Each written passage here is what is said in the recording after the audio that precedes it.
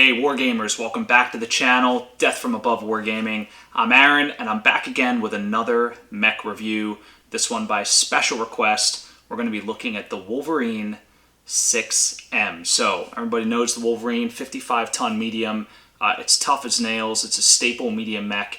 So we're going to dive in using our special Battlytics engine and take a look at how this mech stands up to all the gauntlets we're going to run it through. So stay tuned, that's coming right up.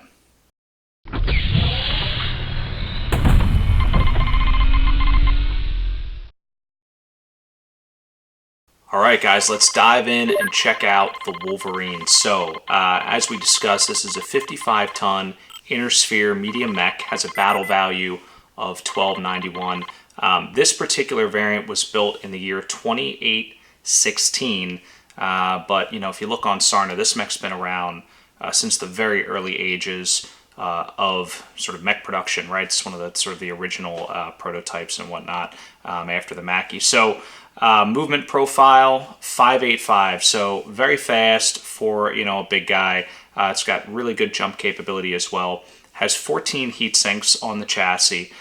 Engine, gyro, structure, armor, all of that stuff is standard.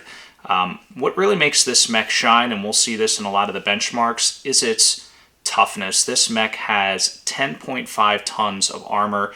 That's 90.8% total coverage, so it's nearly maxed out. And if you look at the armor diagram centrally there, you can see it's pretty much pegged on just about everything except for the CT and the legs. Weapons-wise, so this mech packing a large laser, a pair of mediums, and an SRM-6. That SRM-6 is in the left torso, but the ammo is in the right torso, actually. It's got 15 rounds, so 1 full ton of ammo backing up that SRM-6. All right, so now we're going to dive into the offensive benchmarks. First, we're going to look at damage output, and we're going to look across 2 different benchmarks. First, our sort of our red line or heat output benchmark, and then second, our damage optimization benchmark. So in the top left-hand corner of your screen, you're going to see the white area chart, which represents the baseline damage. So the baseline is generated by setting our heat threshold to 4 and seeing how much damage this mech can put out over the 12 turns. And the red line is, what if we fire everything that we could possibly fire every turn without exceeding 29 heat, right? So we don't want to shut down, but we can go up to the red line and ride that and see how long basically we can do that and how much damage we can put out. So you can see as soon as that short-range weaponry comes into play, right at 9 inches, the SRM and the pair of mediums, the heat begins to climb very rapidly. And so you can see that the damage begins to plummet right around turn 9, turn 10, below the baseline when this mech starts accumulating gunnery penalties. But that shows me that there's a lot of opportunity to tweak the damage and bring up the output at that short range area. This mech does have 14 heat sinks, remember, so it does give us a little room to play with. So when we optimize the damage for the Wolverine, what you can see is, you know, right around 6 inches, 5 inches, 3 inches, right? Those last 4 turns of the game when we're in strike range, we're able to dial up the damage substantially, and there's a pretty big hit over baseline, and you can see that blue area chart there eclipsing the white area. So overall, what we did was 85.4 on our baseline run, 96.2 on our optimized run, not too bad. On the red line run, the mech generated 102 points of heat over the 12 turns, so not terrible, right? I mean, as long as you manage the heat, I think that this mech is very controllable. On the bottom of our screen, what you can see here is the weapons groupings that were used. Notably, it's very similar across the board. The major difference being at those last 3 turns in our optimized benchmark, we are just alpha striking, holding the trigger down. We are generating heat, but we're able to generate a lot of extra damage by doing that. And so, you know, as this mech closes, don't be afraid to open up. Now, if you're in a sustained, protracted, short-range fight, you know, you may have to lay off the trigger for a turn to let the mech cool off, but it's more than capable of really dishing out some punishment at short range. So speaking of punishment, let's look at the lethality index that's on the right side of your screen. So in our lethality testing, and again, remember, this is against a javelin, a fire javelin, so 4 medium lasers, 6 tons of armor. The javelin's not shooting, you're just shooting it. No chance for an ammo explosion, though. What you're looking for here is, how quickly can the Wolverine kill this Javelin? And so we were able to kill it in 26.7% of the 10,000 simulations that we ran. Most of them were CT kills, which means you really have to slag the mech. You're not getting a lot of one-shot kills in the head, and that's really because it doesn't have any real high punch weapons. The large laser, maybe, but overall it's not the best weapon. It's not a PPC or an AC-20, and that's really what you're going to see head kills jump up with, something like that. So our damage per hit was 4.05. Those SRMs are kind of pulling that average down there. Critical hits, 3.57. Even with the SRM-6, it doesn't have a lot of weapons, right? It's only got, 4 weapons, and if the SRM hits with all of its clusters, it's still only 6 missiles there. So not a ton of opportunity to generate crits here. And then the time to kill on the Javelin, so we extrapolate that with a best fit, a trend line basically, and what we're looking at is it would take about 14.1 turns on average to kill the Javelin, which, it's not terrible, but it's not great. This mech is definitely not an assassin. On the very bottom there, we're looking at the basically the lethality curve, and what you can see is actually this mech ends up delivering more motive hits, blowing off legs, hitting hip actuators, than it does actually killing the mech. So it actually typically would cripple the mech before it would kill it in our 10,000 simulations, which is consistent with the other metrics that we saw. So overall, offensively, this mech's a solid performer, but it's definitely not, like I said, not a stone cold assassin. You're not going to expect to generate a lot of killing blows with this thing. And basically you're just going to rely on it to deal consistent damage, turn over turn, sweet spot, looking like it is at that short range mark.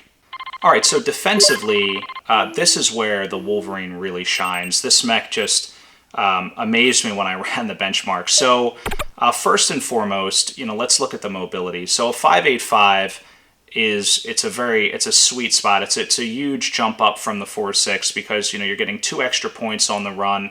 You're able to claim that +3 modifier on the movement, and you can still claim that +3 modifier even with a MP penalty. So whether it's from heat, whether it's from turning, or whatever it might be, again, that +3 mod it's huge. So when we look at the actual defensive simulation, and again, remember, the Wolverine in this case goes up against an Awesome. So it's sort of a flip-flop of the lethality sim.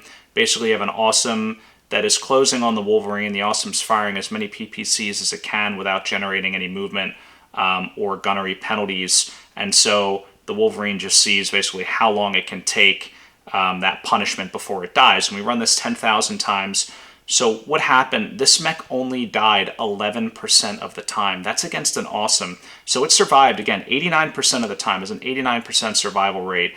And that's thanks in part to its astronomically high amount of armor. So you can see in the center the way the armor is distributed. The real weak spot here is the legs, and that's indicative by the motive hits. So in the top left, you can see 23.7% motive hits. That's not terrible. That's about on par for normal mechs. A couple things there. One, we talked about the armor, but two, the mech only has 5 of the 6 critical slots allocated in the leg. So 4 of them are actuators. I believe there's a jump jet or a heatsink in the leg. Let me check the record sheet for you real quick here. Yeah, it is a heatsink in the leg. And so, what that means is you have a little bit higher chance of hitting those delicate motive parts there. But if you look in the bottom right at the cumulative survivability, look at the motive hit line. This mech takes so many more motive hits than actually dying. It's impressive. I mean, again, the toughness of this mech is definitely worth writing home about. So if you need a mech that's going to be able to run in, just deliver some damage, this is it right here. So overall, I would say that the legs probably could use a little more armor. I would probably peel just a touch off the arms and probably take a little bit off the rear. The rear's a little bit above armor, above the target there for armor, and maybe put a couple extra points into the legs, see what we could do. Otherwise, though, I mean, this mech really is excellent. So that's the defensive side of things. All right, so on to the efficiency analysis. So this is where we really start to crunch some crazy numbers here. So again, this mech, 89% survival rate. That's really going to help the numbers here because when we calculate our effectiveness, we're looking at our optimized damage multiplied by our survivability. So the higher that survivability is turn over turn, the more of that optimized damage you can bring to bear, essentially, is how we look at that. So you can see our effective ACD almost maps identically to the optimized ACD. There's only a small difference between the two at close range there, which incidentally is where this mech tends to do the most amount of damage. So when we look again, baseline 85.4 damage, optimized 96.2, our effective is 90.3. So that's less than a 10% drop, which is pretty good. So when we calculate our efficiency score, this mech got a 5 even, so that's dead average, and that's about right. The mech is very tough, but again, the damage output is not great. It's solid, but it's nothing really that's going to turn the tide. So overall, this mech, you get what you pay for pretty evenly in terms of the overall efficiency. And as a reminder, the way we calculate efficiency is we take that effective damage output per 100 battle value, and we get a score out of that. So this mech, again, scoring a 5. So let's take a look at how this mech responds to changes in gunnery. So what if we ran a gunnery 4 or a gunnery 0? So in the gunnery score sensitivity, the purple line in the top left there of that box, what you see is basically the line goes from gunnery 4 all the way to gunnery 0. So if you ran this mech at a gunnery 4, for example, the efficiency would be 3.72. If you go up to gunnery 0, 5.48. And typically every mech you're going to see this trend line where, or sort of this curve, if you will, where there's a sort of a greater slope from 3 to 4 and 4 to 3 and 3 to 2 and so on, and then it sort of plateaus out. You're not going to get as much going from 1 to 0, even though you're paying a little bit more there actually, percentage-wise on the BV. But overall, this mech does see a pretty nice jump from G2 to G1. But I would play this mech honestly anywhere. Even gunnery 3 I think is probably a good bang for buck on this mech, even though you do see a pretty substantial drop in the efficiency. Remember, this mech's primarily doing its damage at close range, so your modifiers are going to be a little bit more forgiving. So I think you could get away with that. I know some of you guys definitely like to play the gunnery 4, gunnery 5, and some of the more traditional BattleTech inner sphere type things, but with those, obviously you're doing a little bit less damage as well. So the overall sensitivity to gunnery, basically what we do is we calculate the slope of the trend line. This mech scored a 0.445. So slope of the line is basically how sharp it is. The higher that number, the more responsive it is to changes in gunnery in a positive way, meaning you're getting more out of it.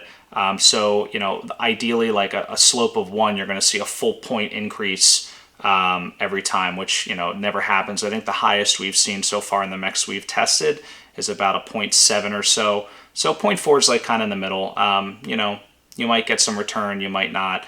But again, it's really up to you. And then the bottom there just kind of shows where you're getting the return and what ranges you're getting the return. So the lightest is gunnery 0 all the way up to the darkest, which is gunnery 4. And so the darkest is gunnery 0. Yeah, the lightest is gunnery 4. Got that backwards, I think. And basically what you can see here is that mid-range, right, is really where you're going to get more bang for buck. Like you're gonna see the biggest differentiator. In close, yeah, of course you're gonna do more damage with better gunnery, but how much more, and is it worth that premium on the gunnery? Probably not. So all in all, I would probably stick with G3, G2 on this mech. Seems to be pretty solid in those ranges. All right, and lastly, we're going to dive into the roll analysis for this mech. So just a couple of key statistics from the Wolverine. From our analysis that we've done today so far. So our optimized ACD, again, that stands for average calculated damage, that's 96.2. Our average damage per hit was 4.05. Our survival rate, excellent, at 89%. This guy's a movement profile of 585. It built up 102 points of heat in our red line test. It has an efficiency of 5 flat and a gunnery sensitivity of 0.445. So all of these things are going to inform our combat roll and also our scores. So our scores for this mech offensively got a 2.5 out of 5. It's not bad, but we would expect a little bit better for a 55-ton mech. So I'd say it's a little bit below average there on that side. Defensively, it scored a 4.5 though, which is very high, very much above average. As tough as like an Awesome and some of these other bigger, meatier mechs. So really outshined there. Mobility is a little bit above average at 3.5. Overall heat control also above average. I mean, I know it can definitely build up the heat, and we saw that, but it also has 14 heat sinks, and it can dissipate that heat pretty quickly. And so, this guy scored a 3.5 there. And lastly, the Wolverine gets a 3.0 on the report card for efficiency. Again, that's pretty dead average, and we talked about the 5, pretty much dead average as well. So before we dive into rolls, let's look at the sort of the threat analysis. These things they'll also inform our decision here on the combat roll. So on the bottom left of your screen, you'll see something called a threat assessment. And basically what this is, the dark red shows us the Alpha Strike capability. So if you did maximum damage, everything hits, how much could you put out, right? And you can see that, up when the large laser comes into range, it's doing 8 damage, and then that spikes up to about 30 or so when all of those others come into play, right? The SRM-6, the 2 medium lasers, so there's a huge damage increase right at 9 inches. The lighter red underneath the Alpha Strike is our maximum average calculated damage. So again, average calculated damage is you take the probability of hitting at that turn, so that factors in, what range bracket are you in, what's your gunnery, and all these other things. There are some assumptions baked into that model, like you're walking, the target has a +2 target mod, right? So I believe your GAT is like a 5 to start, and then you add in range, and then boom, we get this, number. And so you can see that doesn't necessarily pace with the Alpha Strike, because again, the Alpha Strike assumes everything's going to hit. The light red assumes what's most likely, what am I most likely going to put out here in terms of damage. So the yellow line then is a threat ratio of, what could I possibly do to what am I likely to do, and how much heat is it going to cost me to do that. So we factor in heat in the yellow line, and that's really what you want to be looking at. So, you can see that the threat ratio is pretty good when that large laser's in play, right? It's not building up any heat. It's got maximum mobility. Once you get into 10 inches, right, you're hitting a little bit more because that mod goes from +4 down to +2 from long to medium range. And then all the medium lasers come into play, so that yellow line dips because you've got so much more heat load on the mech. But you can see once you get close again, that climbs and that exceeds even that large laser spike at 10 inches. So this mech really thrives in that short range area. When we look at the threat envelope on the right, what that shows us is the arc of fire of our weapons, and basically how far out they can reach, and how many overlapping arcs of fire that we have. So in this hex, right, you imagine the mech is facing to the right, which says labeled front, right, and so it has that large laser and the medium laser mounted on that right arm, and so it has a pretty decent arc of fire on the right side. It can bring decent range to bear and decent damage to bear. However, that left side not so much. So sort of tidbit side note here, if you're playing this mech during deployment, these things matter. Sticking this guy on the left flank isn't necessarily a great idea. Put him on the right flank. You can move up, you'll have more arc of fire, so something to consider as you guys are playing this game. These threat envelopes are kind of helpful in figuring some of that out. So this guy definitely has a dead spot, on that left side.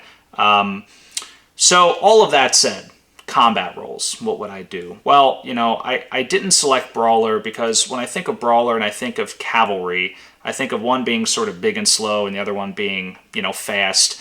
Brawler definitely having more solid strike capability. Your sort of quintessential Brawler might be like a King Crab or, a Hunchback or something like that.